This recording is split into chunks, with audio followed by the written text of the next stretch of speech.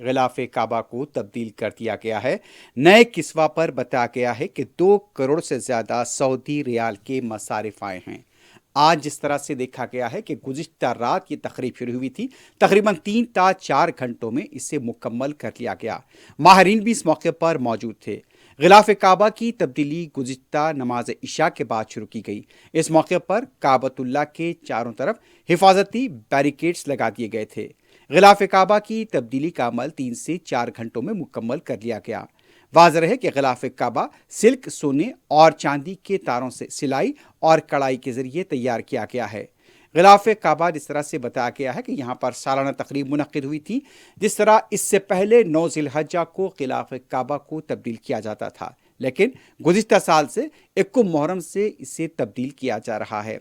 سعودی news agency کے مطابق اس موقع پر وسیع تر انتظامات کیے گئے تھے۔ 130 تکنیکی کارکن اس موقع پر موجود تھے۔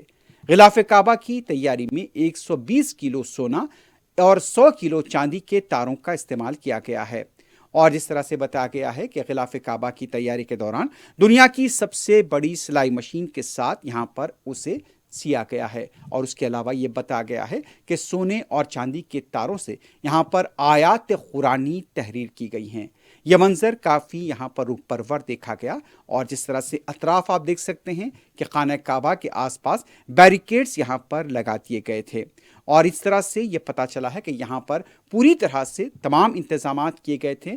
سعودی انتظامیہ اس موقع پر کسی بھی طرح کی طرح سے، جو کہ مطاف کا پورا علاقہ ہے، وہاں پر کوئی لوگ آگے نہ، اس کے لیے بھی چوکسی برتی گئی تھی۔ تو غلاف کعبہ تبدیل کر دیا گیا ہے، اور جس طرح سے آپ دیکھ سکتے ہیں کہ ایک روح پرور تقریب یہاں پر منعقد ہوئی۔